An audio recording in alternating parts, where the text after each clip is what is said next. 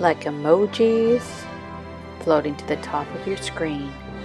These are the best of my lives on Facebook.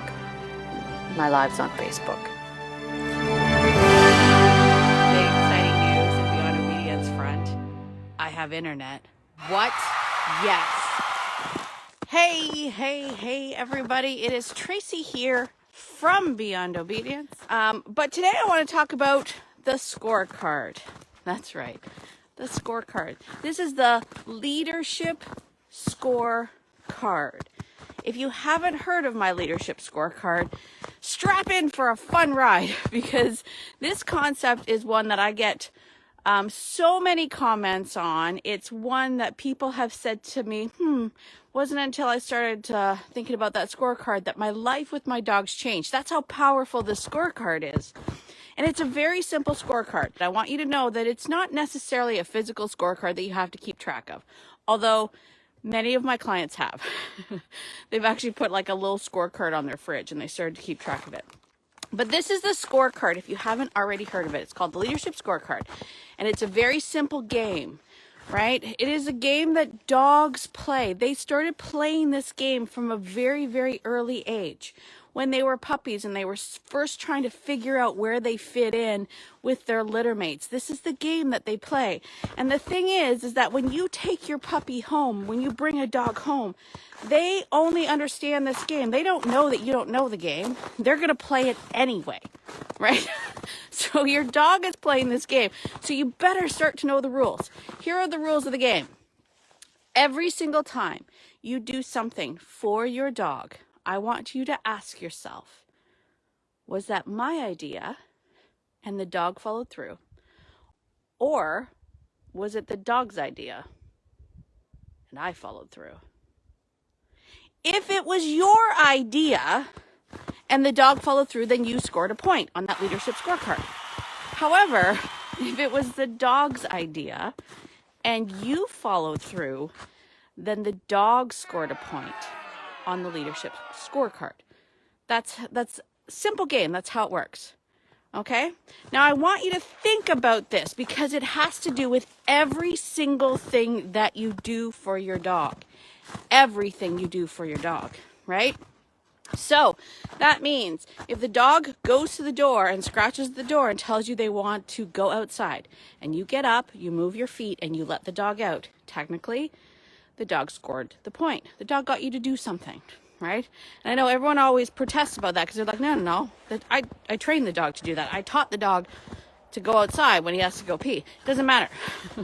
Doesn't matter, right? The bottom line is your dog got you to get up and move your feet. The dog scored a point. If the dog is running around and grabs a toy and brings it to you and you grab that toy and start playing with them, your dog scored a point. Your dog got you to play with them, right? Here's the big one. Affection. If your dog comes up to you, puts his head on your lap, and you pet him, the dog scored a point. Got you to do something.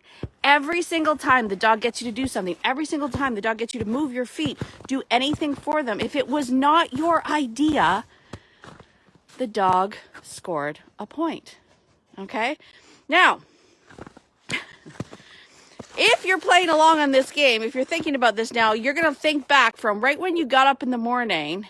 You probably, before you even have your first cup of coffee, have lost a lot of points, right?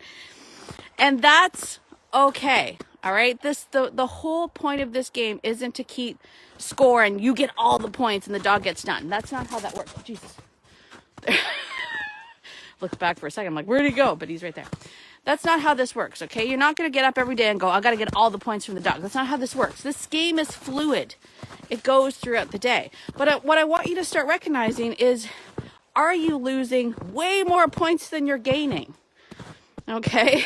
Because you can get points back. You move into a space and you get your dog to move out of your way, you scored a point, right?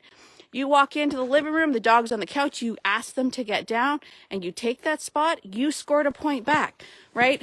And trust me when I say, your dogs are keeping score. They understand this game, very much so. So, if the goal isn't to get all the points, if the goal isn't to make sure the dog gets no points, then what's the point of the game? The point of the game is awareness, okay? It's just to be aware of how much your dogs are manipulating you and how many points you're losing. Because the leadership scorecard comes into play anytime your dog has a choice to make, anytime that you want to influence your dog's behavior. That's when they'll check that scorecard. So when Apollo is over there, I don't know where he is, but when Apollo is over there and he's sniffing or he's doing his thing, and I say, come, Apollo has a choice to make at that time. Oh, he takes me out. See that? Hey, be a better example. He has a choice to make at that time. Dude. Live TV. Anyway, Apollo has a choice to make at that time. Does he come when he's called, or does he continue to do what he wants to do? He will check his scorecard at that particular point. He's going to go, is she high in points? Probably not. So I can do whatever I want to do, right? That's when your dog has the scorecard out. So if you're getting frustrated because your dog is blowing off commands, your dog isn't coming when they're called, your dog is jumping on people, pulling you on the leash, whatever, the first place that I check before I start working on technique or training or more obedience commands or better treats, before I do any of that, I always think, how's my scorecard? Scorecard is individual. It's not transferable. So if you're working on your scorecard, but your significant other isn't working on their scorecard, the dog won't listen to that. We see that all the time, right? When I go into people's homes, all the time I'll see like, well, the dog listens to my husband more than he listens to me, or my dog listens to my wife more than he listens to me.